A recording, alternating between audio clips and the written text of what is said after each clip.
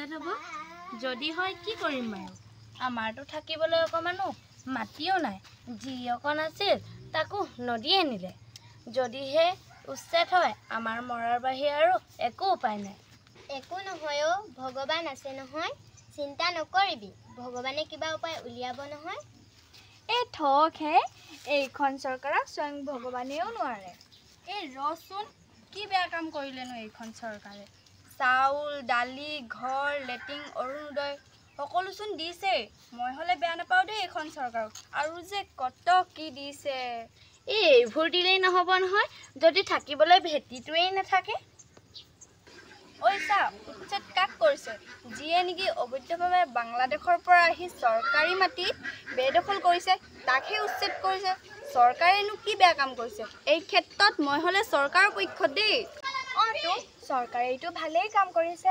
আৰু চা আমাৰ অসমত জনসংখ্যা 3,40,00,000 নে কিমান আকৌ তাৰে 1,40,00,000 সিহঁতৰে এনেকৈ যদি জনসমুদ্ৰ বাঢ়ি গৈ থাকে তেতিয়াহ'লে অসমখন এদিন মিয়াহাতলৈ যাব সেইটো খাটাং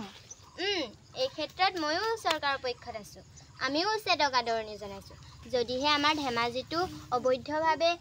বাংলাদেশী মিয়া আছে তেন্তে অতি সোনকালে উচ্ছেদ কৰিব লাগে সেইবোৰতো ঠিকে আমাৰ কি হ'ব আমি ক'ত যাম আমাৰ যেতিয়া 2011 চনত চিমেণ্ট নদীয়ে সকলোবোৰ ঘৰ বাৰী উটুৱাই নিছিল তেতিয়া সংগঠনে আনি আমাক ইয়াতে বহাইছিল আৰু কি এতিয়া কৈছে ইয়াতহে বোলে উচ্ছেদ হ'ব আমি কি অসমৰ অসমীয়া নহয় আমি কি খিলঞ্জীয়া নহয় আমি কি বাংলাদেশী নেকি হ'ব কালিলৈ মিটিং আছে নহয় সকলোৱে তালৈকে আহিবি কি হয় তাতেই গম পাম এতিয়া ঘৰলৈহে যাওঁগে বহুত কাম আছে নহয় যি হয় দেখা যাব বল বল বল বল বল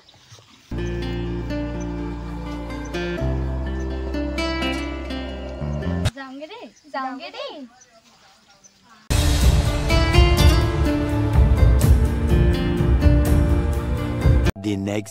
নমস্কাৰ আজিৰ সভাত উপস্থিত থকা সকলো ৰাইজলৈ মোৰ ফালৰ পৰা সংগ্ৰামী অভিনন্দন জ্ঞাপন কৰিছোঁ আজি আমাৰ মাজত আছে আমাৰ এই সমষ্টিৰ বিধায়ক শ্ৰীযুত ভূপেন গোহাঁই ডাঙৰীয়াদেৱ তেওঁ এই উচ্ছেদৰ বিষয়ে দুআষাৰ ক'বলৈ মোৰ ফালৰ পৰা অনুৰোধ জনালোঁ নমস্কাৰ জয় আই অসম ৰাইজ কেনে ভালে আছে নে ভয় খাই আছে নেকি ভয় খাব নালাগে দেই আমাৰ ইয়াত একো নহয় চিন্তা কৰিব নালাগে ইয়াততো কোনো বাংলাদেশী মিয়া নাই যে কিবা উচ্ছেদ হ'ব গাঁৱে ভূঞে বহুত কথা শুনি পাইছে চাগে আপোনালোকে নহয় জানো কিবা উচ্ছেদ হ'ব বুলি একো নহয় চিন্তা কৰিব নালাগে কাৰণ আমাৰ এডোখৰ যিডোখৰ মানে আমাৰ যিটো আমাৰ সমষ্টিটো এইটো এটা ট্ৰাইবেল লেণ্ড হয় ট্ৰাইবেল লেণ্ডত আমাৰ যিখিনি খিলঞ্জীয়া বা আমাৰ যিখিনি ট্ৰাইবেল মানুহ আছে সেইখিনি সুৰক্ষিত সেইটো বিষয়লৈ ইমান চিন্তা কৰিব নালাগে উচ্ছেদ হ'ব কোনখিনি হ'ব জানেনে যিখিনি চৰকাৰী মাটিত মানে বাংলাদেশৰ মিয়াই আহি বেদখল কৰি আছেহি সেইখিনি মাটিহে উচ্ছেদ হ'ব বাকী আমাৰ যিটো চৰকাৰৰ এটা এক্ট আছে সেই এক্টৰ মতে জামজিং মাটিটো আমাৰ খিলঞ্জীয়া বা যিখিনি ট্ৰাইবেল মানুহ আছে তেওঁলোকে সুৰক্ষিত আৰু 2026 যদি আকৌ আমাৰ চৰকাৰ হয়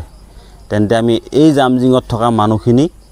বা আমাৰ যিখিনি খিলঞ্জীয়া মানুহখিনিক আমি ম্যাদী পট্টা দিম বুলি আমি চিন্তা চৰ্চা কৰি আছোঁ তো গতিকেলৈ ৰাইজ চিন্তা কৰিব নালাগে এতিয়া নিশ্চয় গম পাইছে আপোনালোকে ভোটটো কাক দিব লাগিব নহয় জানো তো আৰু এইখিনিতে কথা এষাৰ কওঁ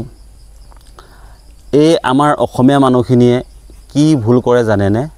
তেওঁলোকে কি কৰে দুপইচা লোভত মিয়া মানুহক আনি কিনি ইয়াত কাম দিয়াৰ ফলত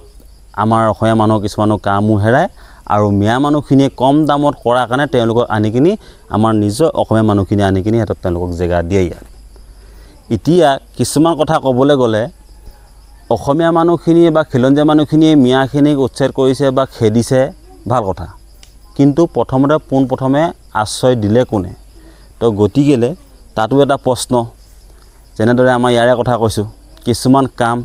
ইমানে সস্তাত কৰে বুলি আনি মিয়াহঁতক ভৰাই ল'লেহি তাৰপিছত এতিয়া মিয়া খেদিবৰ কাৰণে গোটেইখন উৎপাত গতিকেলৈ ৰাইজ সজাগ হওক আৰু যিমান পাৰে নিজেই বিবেকক নিজেই বিবেচনা কৰক মাটি চাটি কিবা সম্পত্তি বিক্ৰী কৰিব হ'লে নিজৰ জাতিগত নিজৰ খিলঞ্জীয়া নিজৰ অসমীয়া মানুহৰ মাজতে বিক্ৰী কৰক কোনো যাতে মিয়া বঙালীক বা বাংলাদেশৰ মিয়ালীক প্ৰশ্ৰয় নিদিয়ক কোনো যাতে মাটি বিক্ৰী নকৰে, দুপইচা কমে পাওক, নিজৰ মাজতে আদান প্ৰদান কৰক আৰু মৰম চেনেহ বঢ়াই যাওক। বহুত কথা ক'বলগীয়া আছিল আৰু বহুত কথা ক'লোহেঁতেন, কিন্তু আৰু আগ নেবাঢ়ো, বহুত কথা ক'ব থাকিল। তো আজিলৈ ইমানে, আৰু পিছৰ পৰাই সময় পালে আপোনালোকক ভালকৈ মই বুজাই ক'বলৈ চেষ্টা কৰিম। তো আজিলৈ ইমানে। তো জয় আই অসম। আমাৰ ইয়াত একো নহয়, তহঁতি এনেই চিন্তা কৰি মৰি আছো। হ'ব, এইবোৰনো কি ঠিক আছে, আজি এটা কালি এটা, একো ঠিক নাই। সিহঁতক অকল হিন্দু মুছলিম কৰিব দিবি। এতিয়া ইলেকশ্যন আহি আছে যে কিবা এটাতো কৰিব লাগিব, এইবোৰকে কৰি আছে আৰু। যি হয় হ'ব, এতিয়া ঘৰলৈহে যাওঁ ব'ল, নহ'লে মই তাই কামৰ পৰা আহি ঘৰত নেপালে পিঠিহে ফালিব। বল।